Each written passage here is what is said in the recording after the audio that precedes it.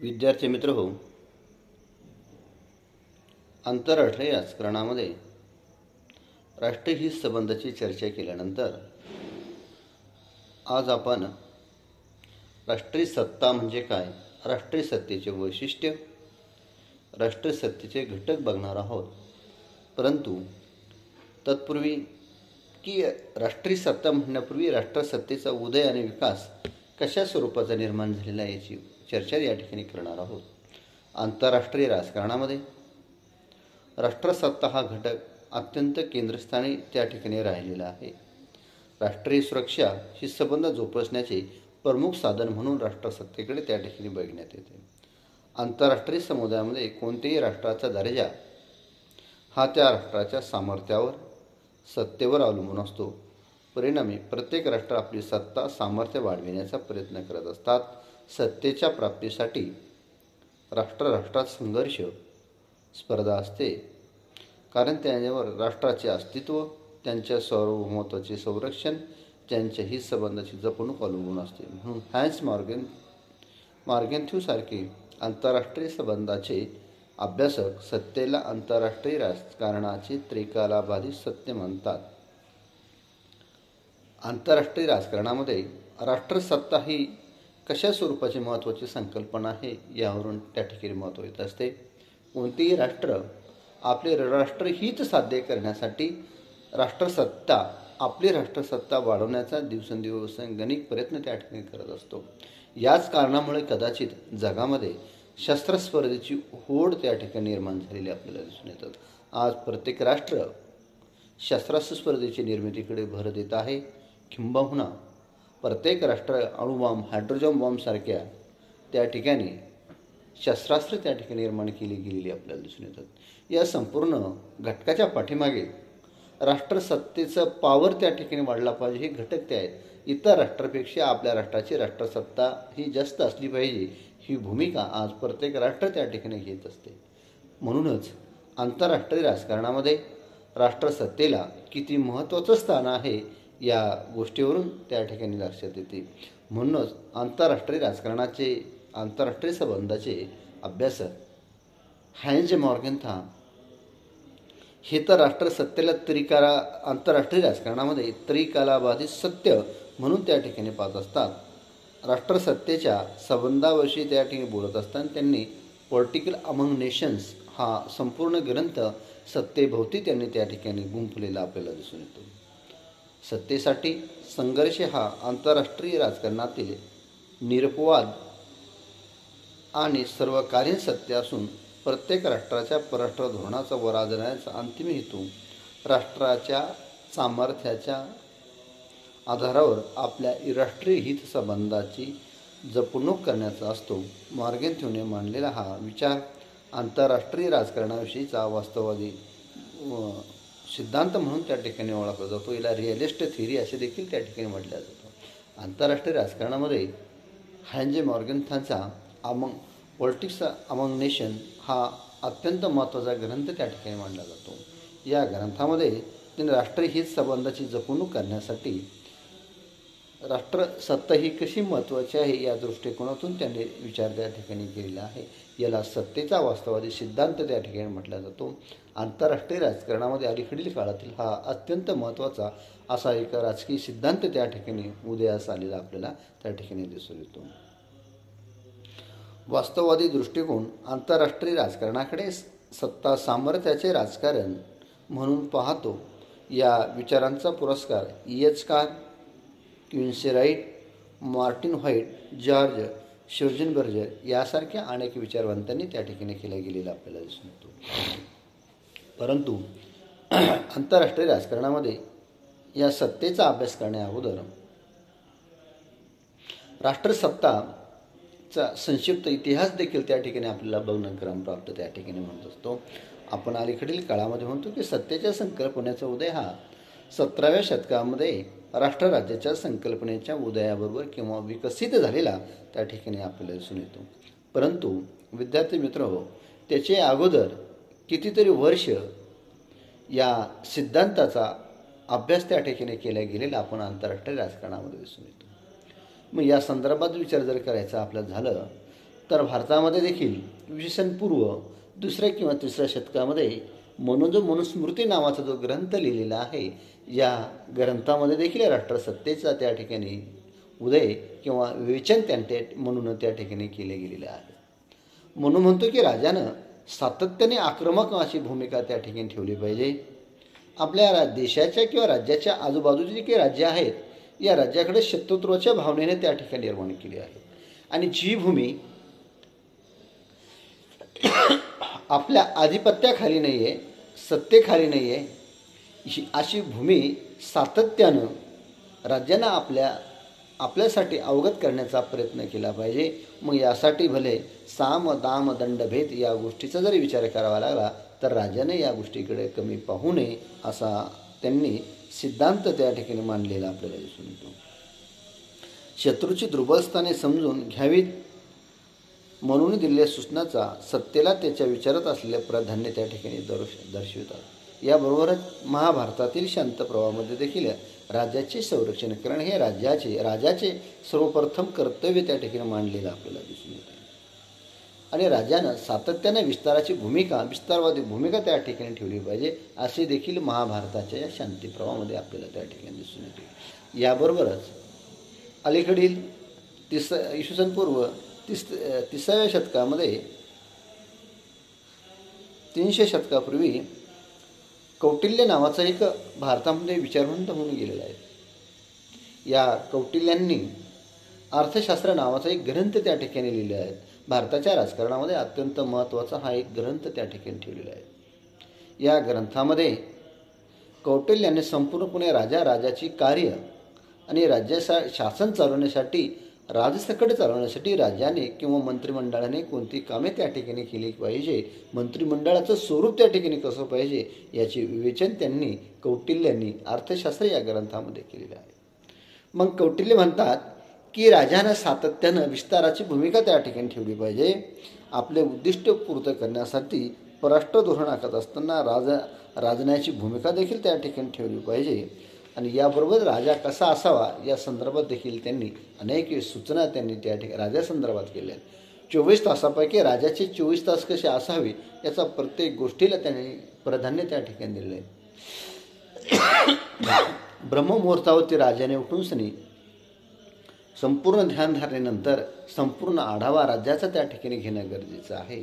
आणि राजा हा बेसावध कधीही नसला पाहिजे. त्यांनी सावध भूमिका त्या ठिकाणी घेतली पाहिजे. आपले इतर मंत्रिमंडळ कसं स्वरूपाचं काम करत आहे आणि आपल्या अवतीभोवतीचे राज्य जे काय आहेत त्या भूमीवर सातत्यानं एक नजर त्या ठिकाणी ठेवली पाहिजे, जेणेकरून ती भूमी आपल्याला पादाक्रांत करता येईल असं त्यांनी त्या ठिकाणी सांगितलेलं आपल्याला दिसून येतात. कौटिल्य देखील म्हणतात राजकारणामध्ये कायम कोणतेही शत्रू नसतो, कोणीही मित्र नसतात. हे लक्ष ठेवून साम्राज्य विस्ताराला सत्ता संपादनेला राजाने सत्ता सहिष्णू किंवा जयष्णू असे अग्रक्रम घ्यावा असं कौटिल्याला त्या ठिकाणी वापर केलेला आहे. मग कौटिल्याने राजाने षड्गुण त्या ठिकाणी अंगीकारले पाहिजेत. या गुणामध्ये राजाने सातत्याने युद्धाची भूमिका त्या ठिकाणी घेतली पाहिजे, सातत्याने लढ्या लढल्या पाहिजेत आणि अवतीभोवतीचा जो काही राज्याचा इतर प्रांत आहे तो सातत्यानं ताब्यात घेण्याची भूमिका त्या ठिकाणी केली गेली पाहिजे. त्यानंतर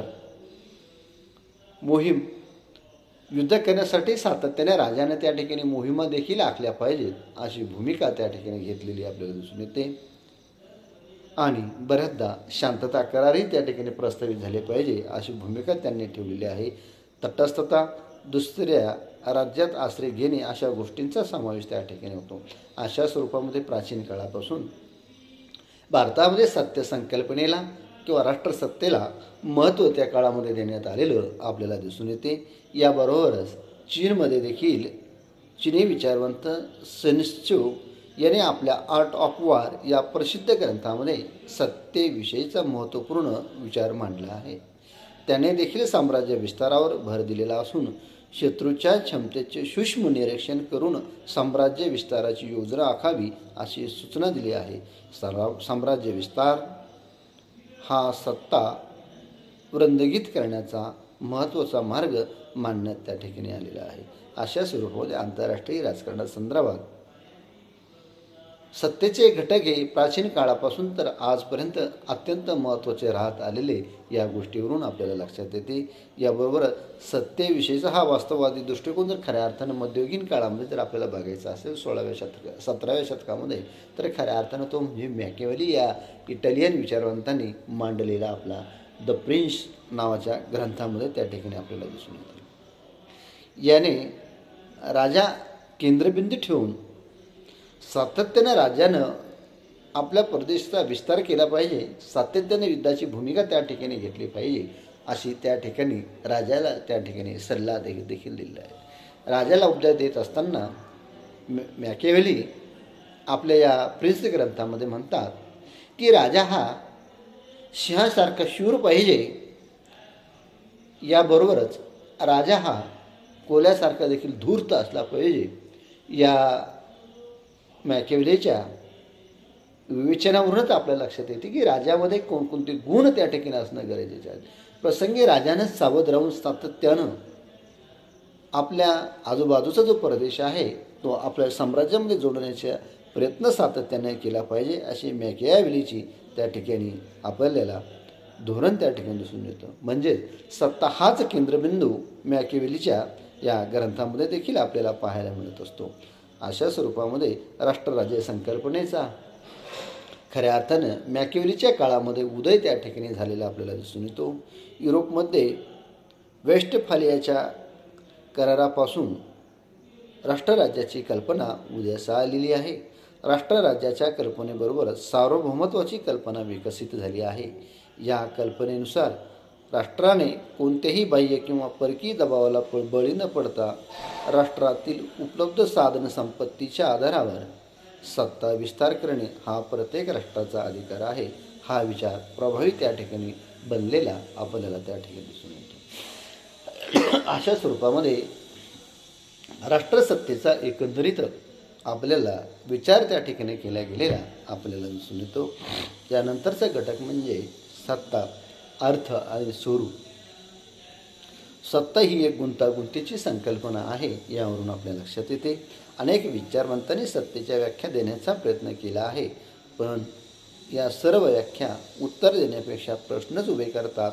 रॉबर्ट डॉल, केनेथ थॉम्सन यासारख्या विचारवंतांनी सत्ता म्हणजे प्रभाव पाडण्याची क्षमता या दृष्टीने सत्तेचा अर्थ स्पष्ट करण्याचा प्रयत्न केला आहे. जॉर्ज श्वेनबर्जरच्या मतानुसार आपली इच्छा दुसऱ्यावर थोपविण्यासाठी आणि इतरांनी विरोध केला तर तो विरोध मोडून इच्छा लादण्याची परिणामकारक शक्ती म्हणजे सत्ता होय. यानंतर हॅन्स मॉर्गेन्थम यांनी देखील सत्तेची व्याख्या करण्याचा त्या ठिकाणी प्रयत्न केला गेलेला आपल्याला दिसून येतो. सत्ता म्हणजे एखाद्या व्यक्तीचे असलेले प्रभुत्व, अशा प्रकारचे प्रभुत्व निर्माण करण्याचा प्रयत्न प्रत्येक सामाजिक संघटनेत होत असतो. मॉर्गेन्थ्यू पुढे म्हणतो की सत्ता म्हणजे सत्ता प्रस्थापित करणारा आणि या सत्तेला अधिमान्यता देणारा यांच्यातील मानसिक संबंध होय. मॅकियावेली यांची राष्ट्रसत्तेसंदर्भाची व्याख्या ही अत्यंत संप्रक त्या ठिकाणी व्याख्या आपल्याला दिसून येते की म्हणतात की राष्ट्रसत्तेचा संघर्ष हा केवळ राष्ट्रामध्ये दिसून येत नाही, तर एखाद्या सामाजिक संघटना किंवा इतर संघटनेमध्ये देखील नेतृत्व करण्यावरून या ठिकाणी प्रभुत्व निर्माण करण्यावरून प्रयत्न त्या ठिकाणी केला जात असतो. सत्ता म्हणजे सत्ता प्रस्थापित करणारा आणि सत्तेला अधिमान्यता देणारा यांच्यातील एक मानसिक संबंध त्या ठिकाणी आपल्याला दिसून येतो. अशा प्रकारे हॅन्स मॉर्गेन्थम यांनी राष्ट्रसत्तेची सत्ता या घटकाची व्याख्या त्या ठिकाणी केलेली आपल्याला दिसून येते. मॉर्गेन्थ्यूच्या सत्तेसंबंधीच्या वास्तवादी या दृष्टिकोनातील काही प्रमुख मुद्दे या ठिकाणी आपल्याला चर्चा करायचे आहेत. यामध्ये मॉर्गेन्थ्यूच्या सत्ता संबंधाच्या वास्तववादी दृष्टिकोनातील ते काही प्रमुख मुद्दे आहेत. ते म्हणजे राष्ट्रीय हित संबंधाची जपणूक हे प्रत्येक राष्ट्राचे अंतिम उद्दिष्ट असून यापुढे नैतिकतेला स्थान नाही. म्हणजे राष्ट्रीय हितसंबंधाची जपणूक करणे हे प्रत्येक राष्ट्राचे कायमस्वरूपी आणि अंतिम त्या ठिकाणी उद्दिष्ट असलं पाहिजे. या उद्दिष्टामध्ये नैतिकतेला कोणत्याही प्रकारचं स्थान त्या ठिकाणी मॉर्गन तर त्या ठिकाणी देत नाही. प्रत्येक राष्ट्र वास्तववादी विचार व आपल्या सामर्थ्याचा वापर करून राष्ट्रहित साध्य करत असते. अलीकडील काळामध्ये जर विचार केला आपण तर मॉर्गन त्याच्या विचाराप्रमाणे देखील ही स्पष्टता या ठिकाणी आपल्याला दिसून येते. कारण आपलं राष्ट्रहित कसं अबाधित राहील याच दृष्टिकोनातून आपला राष्ट्र वास्तववादी दृष्टिकोनातून प्रत्येक राष्ट्र विचार त्या ठिकाणी करत असते.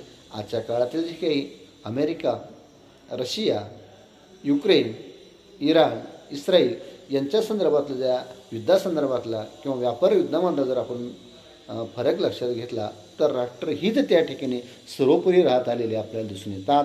मग या ठिकाणी हे साध्य करत असताना नैतिकतेला त्या ठिकाणी तिलांजली त्या ठिकाणी दिली गेलेली आपल्याला दिसून येते.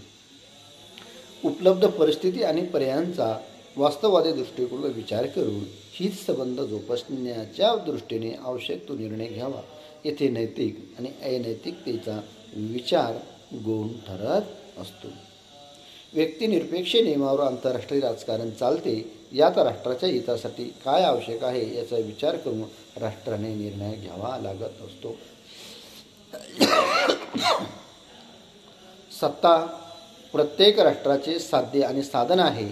सत्ता गाजविण्याची प्रवृत्ती माणसात निसर्गातच आहे आणि म्हणूनच शस्त्रास्त्रांची निर्मिती होते, शस्त्रस्पर्धा वाढते, युद्ध होतात. या प्रवृत्तीवर नियंत्रण ठेवणे शक्य आहे असं देखील त्या ठिकाणी हायन्स मॉर्गन यांनी म्हटलेलं आहे. काय म्हणतात हायन्स मॉर्गन? प्रत्येक राष्ट्र साध्य आणि साधन हे राष्ट्र सत्ता या घटकाकडे असते. सत्ता गाजवण्याची प्रवृत्ती ही माणसामध्ये मुळातच त्या ठिकाणी आपल्याला दिसून येत असते. मग या प्रवृत्तीमधूनच आज जगामध्ये शस्त्रस्पर्धेची होड त्या ठिकाणी लागलेली आपल्याला दिसून येते. आज प्रत्येक राष्ट्र एक शस्त्रस्पर्धा त्या ठिकाणी निर्माण करत आहे. आज जगामध्ये एवढे काही शस्त्रास्त्र निर्माण झालेले आहेत की एखाद्या राष्ट्राने जर ते शस्त्रास्त्राचा वापर करायचा जर ठरला तर ही पृथ्वी पूर्णतः नष्ट होऊ शकते. एवढी शक्ती आज शस्त्रास्त्रामध्ये निर्माण झालेली आहे. मग शस्त्रस्पर्धा वाढवण्या पाठीमागचे हे घटक त्या ठिकाणी आपल्याला दिसून येतात. अनेकदा युद्ध होतात. आजही बघा, युक्रेन असेल, रशिया यांच्यामधील युद्ध असेल, इस्रायल आणि इराण या दोन्ही देशामधील युद्ध असेल, ह्याच घटकाचा परिणाम आपल्याला त्या ठिकाणी दिसून येत असतो. आणि दुसरं म्हणजे अलीकडील काळामध्ये कोणतंही राष्ट्रहित साध्य करत असताना व्यापाराचं विस्तारवादी धोरण त्या ठिकाणी आपल्याला दिसून येतं. युद्ध केवळ शस्त्रस्पर्धेनंच होतं असं आजच्या काळामध्ये दिसून येत नाही. आजच्या काळातील युद्ध ही व्यापार युद्ध त्या ठिकाणी आपल्याला दिसून येत असतात. म्हणूनच या अमेरिकासारख्या देशानं भारतावरती टॅरिफ लावण्याची भूमिका त्या ठिकाणी घेतली गेलेली आपल्याला दिसून येत असते. आणि आज जगामध्ये जास्तीत जास्त बाजारपेठा आपल्या ताब्यात असाव्यात यासाठी अनेक देश प्रयत्न करत असतात. म्हणजेच काय की या ठिकाणी व्यापार युद्ध देखील त्या ठिकाणी प्राधान्यक्रम त्या ठिकाणी दिला जात असतो. एखाद्या देशाची अर्थव्यवस्था नष्ट करण्याची भूमिका देखील इतर राष्ट्र त्या ठिकाणी घेताना आपल्याला त्या ठिकाणी दिसून येत असतात. अशा स्वरूपाचे मॉर्गनच्या वास्तववादी सिद्धांताचे घटक त्या ठिकाणी आपल्याला महत्त्वाचे त्या ठिकाणी दिसून येतात. आजच्या या तासिकेमध्ये आपण सत्तेची संकल्पना त्या ठिकाणी स्पष्ट केलेली आहे. हायन्स मॉर्गनचा पॉलिटिक्स अमंग नेशन हा ग्रंथ अत्यंत महत्त्वाचा आजच्या काळामध्ये दिसून येतो. या ग्रंथामध्ये राष्ट्रसत्ता कशी गरजेची आहे, राष्ट्रसत्तेचे घटक देखील त्यांनी वर्णिलेले आहेत. राष्ट्रसत्तेचे काही त्यांनी मुद्दे सांगितलेले होते यांचा देखील आजच्या या तासिकेमध्ये आपण वापर घेतलेला आहे. नंतरच्या तासिकेमध्ये आपण उर्वरित घटक घेऊया. तत्पूर्वी मी सर्वांचे या ठिकाणी आभार व्यक्त करतो. धन्यवाद.